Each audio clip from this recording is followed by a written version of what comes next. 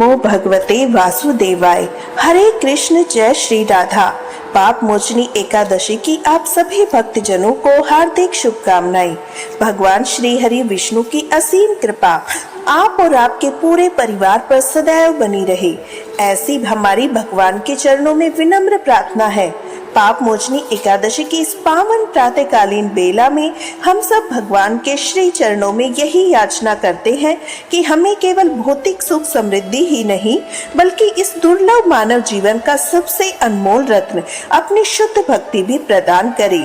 ऐसी भक्ति जो मनुष्य को संसार के बंधनों से मुक्त करा के सीधे भगवान के दिव्य चरणों तक पहुंचा देती है।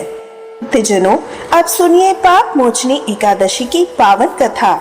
एक समय धर्मराज युधिष्ठिर ने भगवान श्री कृष्ण से विनम्र भाव से प्रश्न किया। उन्होंने हाथ जोड़कर भगवान को प्रणाम करने के बाद कहा, हे केशव, हे जगन्नाथ, आपने मुझे आमलकी एकादशी की महिमा का अत्यंत सुंदर वर्णन सुनाया था। उस कथा को सुनकर मेरा मन अत्यंत प्रसन्न हुआ। मेरी जिज्ञासा और भी बढ़ गई है। अब कृपा करके आप मुझे चैत्र मास के कृष्ण पक्ष में आने वाली एकादशी के विषय में बतलाइए। इस एकादशी का क्या नाम है, क्या महत्व है, इसका व्रत करने से कौन सा पुण्य प्राप्त होता है। धर्मराज युधिष्ठिर का यह प्रश्न सुनकर मधुसूदन भगवान मुस्कुराए। उनकी करुणा से भरी दृष्टि युधिष्ठिर महाराज पर पड़ी। वे बोले, हे राजन, तुमने अत्यंत शुभ और कल्याणकारी प्रश्न किया है। यह एकादशी सचमुच मनुष्य के जीवन को पवित्र करने वाली है। एक समय की बात है जब महान तपस्वी लोमश ऋषि ने इसी पाप मोचनी एकादशी की महिमा राजा माधांता को सुनाई थी। चैत्र मास के कृष्ण पक्ष में आने वाली इस पाप मोचनी एकादशी व्रत का पालन करने से मनुष्य के समस्त पाप नष्ट हो जाते हैं। वह अष्ट सिद्धियों तक को प्राप्त कर सकता है। अब मैं तुम्हें वही पवित्र कथा सुनाता हूँ जो लोमश ऋषि ने राजा माधांता को सुनाई थी। ध्यान पूर्वक सुनो। ऐसा कहकर भगवान ने उस प्राचीन पौराणिक कथा का वर्णन आरंभ किया। कई वर्षों पूर्व की बात है। देवताओं के कोषाध्यक्ष कुबेर के पास एक अत्यंत सुंदर और मनोहर उपवन था, जिसका नाम था चैत्ररथ। वह उपवन इतना सुंदर था कि वहाँ पूरे वर्ष वसंत ऋतु का वातावरण रहता था। चारों ओर रंग बिरंगे पुष्पों की सुगंध फैली रहती थी। मधुर पक्षियों का कलरव सुनाई देता था। मंद मंद बहने वाली सुगंधित वायु उस स्थान को स्वर्ग से भी अति सुंदर बना देती थी। इसी कारण वहां अक्सर अप्सराएं, गंधर्व, किन्नर और देवता विहार करने आया करते थे। विशेष रूप से चैत्र और वैशाख मास में देवता उस उपवन में घूमने के लिए अवश्य आते थे। उसी सुंदर उपवन में भगवान शिव के परम भक्त मेधावी ऋषि कठोर तपस्या कर रहे थे। उनकी तपस्या इतनी प्रबल थी कि देवताओं तक में उनकी तेज चर्चा होने लगी। वे वर्षों से भगवान शिव का ध्यान करते हुए कठोर ब्रह्मचर्य और योग का पालन कर रहे थे। कई बार स्वर्ग की अप्सराओं ने उनकी तपस्या भंग करने का प्रयास किया, परंतु मेधावी ऋषि की साधना इतनी दृढ़ थी, कोई भी उन्हें विचलित नहीं कर पाया। तब स्वर्ग की एक अत्यंत सुंदर अप्सरा मंजू घोषा ने यह निश्चय किया कि वह किसी भी प्रकार इस महान तपस्वी की तपस्या अवश्य भंग करेगी। मंजू घोषा उसी उपवन में आकर रहने लगी। उसने मेधावी ऋषि के आश्रम के निकट ही एक सुंदर कुटिया बना ली। प्रतिदिन वह मधुर स्वर में गाना गाती, वीणा बजाती और मनोहर नृत्य करती, ताकि ऋषि का ध्यान उसकी ओर आकर्षित हो जाए। धीरे धीरे समय बीतता गया, परंतु ऋषि का मन अभी भी अचल था। तभी एक दिन कामदेव भी वहां आ पहुंचे। कामदेव भगवान विष्णु के शत्रु माने जाते थे। उन्होंने सोचा कि मेधावी ऋषि शिव भक्त है, इसलिए उनके ध्यान को भंग करना उचित होगा। कामदेव ने अपने शब्द, स्पर्श, रूप, गंध और रस के सूक्ष्म बाणों से ऋषि के मन को विचलित करने का प्रयास किया। फिर कामदेव ने अक्सर देखा कि मेधावी ऋषि के शरीर में प्रवेश कर लिया। ऋषि का मन भी विचलित होने लगा। उनका स्वरूप भी अत्यंत आकर्षक प्रतीत होने लगा। ठीक उसी समय अप्सरा मंजू घोषा वहां आई। कामदेव के प्रभाव से मेधावी ऋषि उसके सौंदर्य से मोहित हो गए, अपनी तपस्या को भूलकर उसके साथ रहने लगे। इस प्रकार दोनों एक दूसरे के साथ रहने लगे। दिन बीतते गए, महीने बीतते गए, देखते ही देखते 57 वर्ष 9 महीने और 3 दिन का समय बीत गया। लेकिन मेधावी ऋषि को इतने लंबे समय तक यह अवधि भी केवल एक रात के समान ही प्रतीत हुई।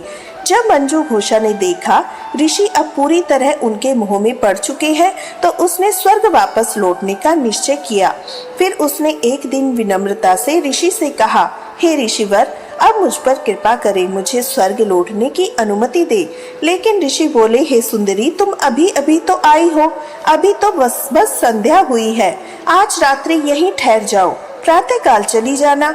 जब मंजू घोषा ने समय की वास्तविकता बताई, तब ऋषि ने जब काल की गणना की तो उन्हें यह जानकर बड़ा दुख हुआ कि उन्होंने अपने 57 वर्ष अपने जीवन के व्यर्थ ही गवा दिए। यह आभास होते ही उनकी आंखों से अश्रु बहने लगे। फिर क्रोध पश्चाताप से भरकर उन्होंने कहा, अरे, मैंने अपने जीवन के इतने वर्ष व्यर्थ कर दिए। तुमने मेरी तपस्या और मेरे जीवन का सर्वनाश कर दिया। तुमने पिशाचनी के समान व्यवहार किया, इसलिए जाओ, मैं तुम्हें श्राप देता हूँ कि तुम पिशाचनी योनि में जाओ। श्राप सुनते ही मंजू घोषा भयभीत हो गई।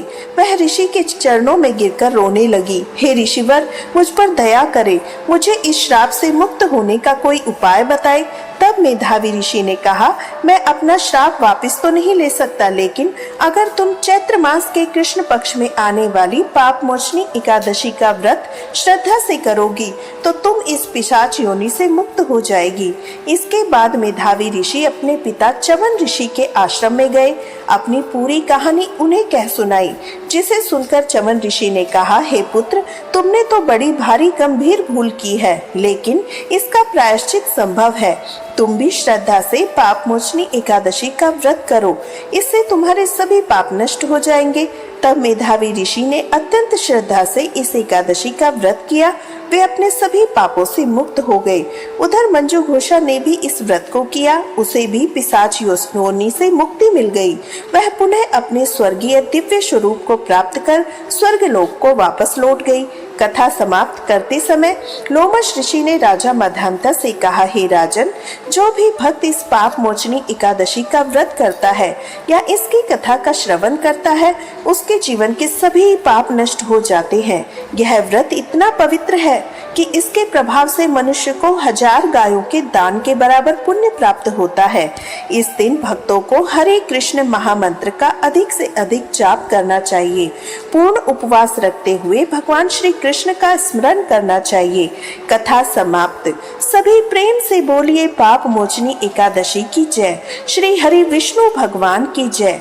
ओम जय एकादशी, जय एकादशी, जय एकादशी माता। विष्णु पूजा व्रत को धारण कर शक्ति मुक्ति पाता। तेरे नाम गिनाऊं देवी, भक्ति प्रदान करनी। गण गौरव की देनी माता, शास्त्रों में वर्णी। ओम जय एकादशी, जय एकादशी, जय एकादशी माता। विष्णु पूजा व्रत को धारण कर शक्ति मुक्ति पाता। मार्गशीर्ष के कृष्ण पक्ष की उत्पन्ना जन्मी। शुक्ल पक्ष में हुई मोक्षदा, मुक्तदाता बन आई। ओम जय एकादशी, जय एकादशी, जय एकादशी माता। विष्णु पूजा व्रत को धारण कर शक्ति मुक्ति पाता। पोष के कृष्ण पक्ष की सफला नामक है। कृष्ण पक्ष में होए पुत्र दा, आनंद अधिक रहे। ओम जय एकादशी, जय एकादशी, जय एकादशी माता। विष्णु पूजा व्रत को धारण कर शक्ति मुक्ति पाता। नाम षटतिला माघ मास में कृष्ण पक्ष आवई। शुक्ल पक्ष में जया कहावे, विजय सदा पावई। ओम जय एकादशी, जय एकादशी, जय एकादशी माता। विष्णु पूजा व्रत को धारण कर शक्ति मुक्ति पाता। विजया फागुन कृष्ण पक्ष में शुक्ला आमलती। पाप मोचनी कृष्ण पक्ष में चैत्र महाबली की। ओम जय एकादशी जय एकादशी जय एकादशी माता। विष्णु पूजा व्रत को धारण कर शक्ति मुक्ति पाता। चैत्र शुक्ल में नाम काम का धन देने वाली। नाम बरथनी कृष्ण पक्ष में बैसाख माह वाली। ओम जय एकादशी जय एकादशी जय एकादशी माता। विष्णु पूजा व्रत को धारण कर शक्ति मुक्ति पाता। शुक्ल पक्ष में होए मोहनी अपराध ज्येष्ठ कृष्ण पक्षी। नाम निर्जला सब सुख करनी शुक्ल पक्ष रखी। ओम जय एकादशी जय एकादशी जय एकादशी माता। विष्णु पूजा व्रत को धारण कर शक्ति मुक्ति पाता। योगिनी नाम आषाढ़ में जानो कृष्ण पक्ष करनी।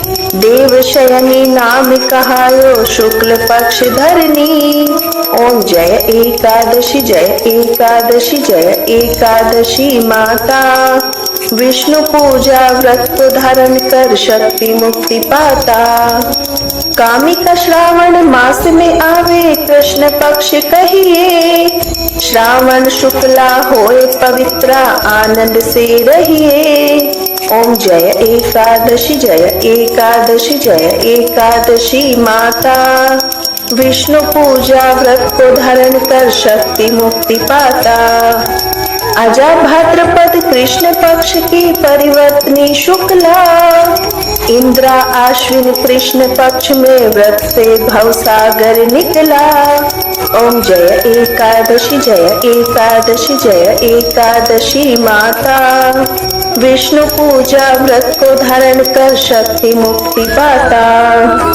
पाप पुंसा है शुक्ल पक्ष में आप हरनिहारी।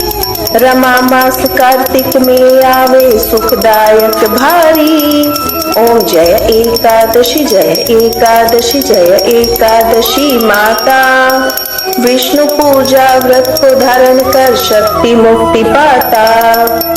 देवोत्थानी शुक्ल पक्ष की दुष्नाशक मैया।